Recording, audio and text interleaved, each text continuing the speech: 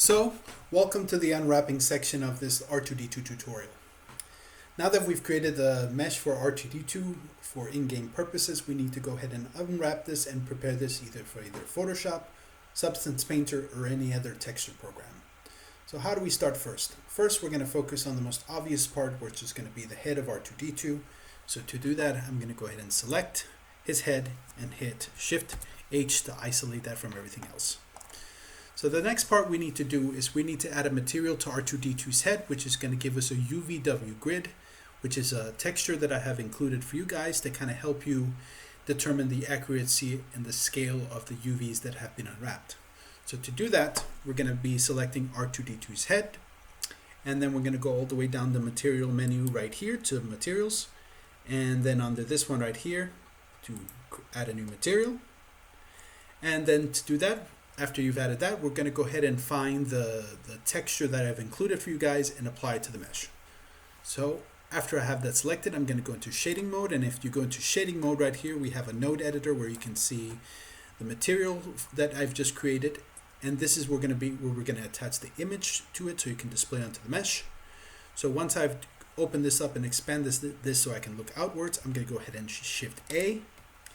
And I'm going to do texture right here, and I'm going to go to image texture. And once I've added that right here to the side, I'm going to go ahead and click open. And you're going to go ahead and find that image that I gave you guys with the UVW grid, and you're going to go ahead and select it. So in my case, I'm going to look here, here, and here you go, the grid. So now that that's been added to it, you're going to see this little color node right here, and you're going to go ahead and click and drag and click into the base. And as you can see, it's already been added.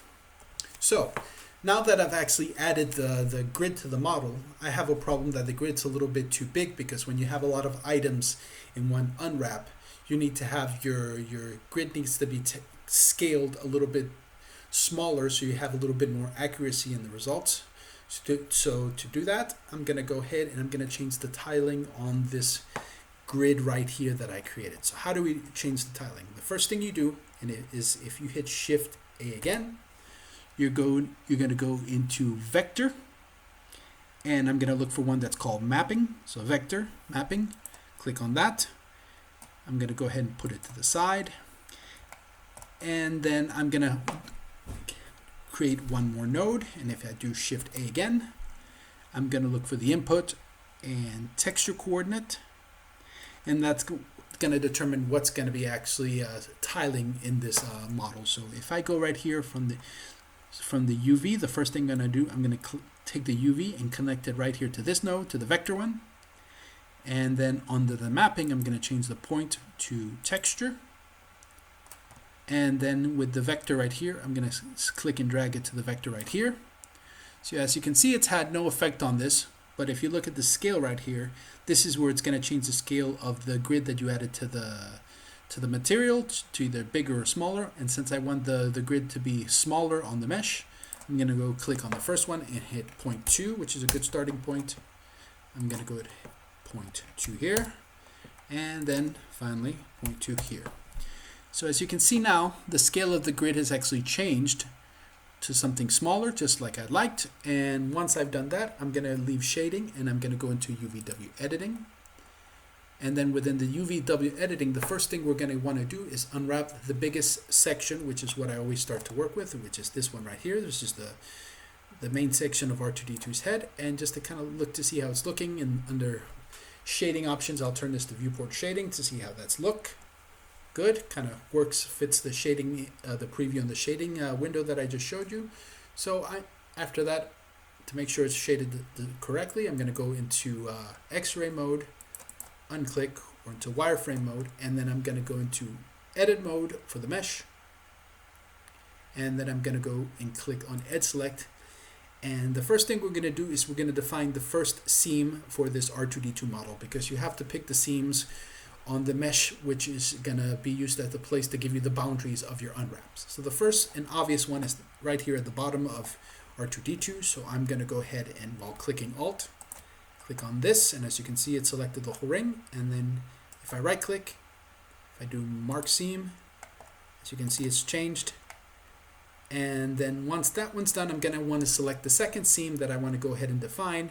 And to do that, usually the thing about seams, this is the place where the texture is going to meet its boundaries and such. So you need to always put the seams in places where people are less likely to see it. So in this case, we have R2D2's head in the front. So I'm going to actually want to put it on the opposite of R2D2 because let's say you're in a game, or if R2D2 has his animation where he leans back, it's where you're going to see it the least. So this seam right here, if I click Alt on this row, that looks really, really nice.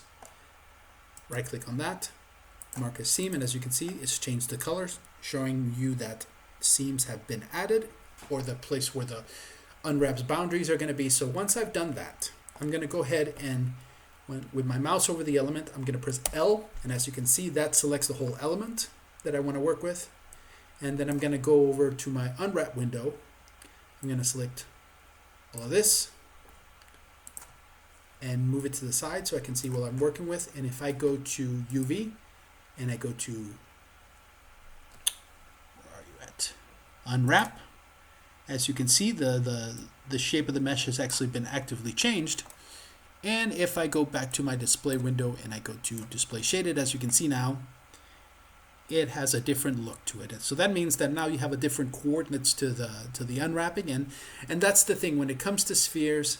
It's really not very difficult to it's difficult to unwrap it where you have some sort of distortion. So let's see, maybe we can do something with this to make it work. If we hit relax, see, as you can see, that has an effect, but is it what I want?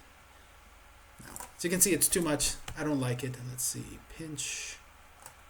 So you know what, for now we're going to work with this because of course we have some distortions towards the bottom, but for the most part it's pretty consistent. So now that I've done that, that is nice and out of the way. So the next we're going to select another element to unwrap and scale. So I'm going to go and select these little elements right here, which are the little nodes or dowels or whatever you want to call them. And if I hit L while hovering over this element again, as you can see, I have selected one here at the bottom. I'm going to select all of it right here, move it to the side.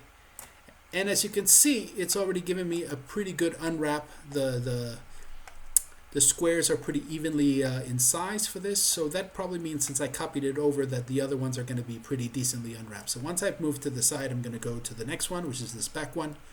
I'm going to go ahead and hit L, select that, and as you can see, it comes up, displays here in the UV screen. Select that, move it to the side and kind of line it up here.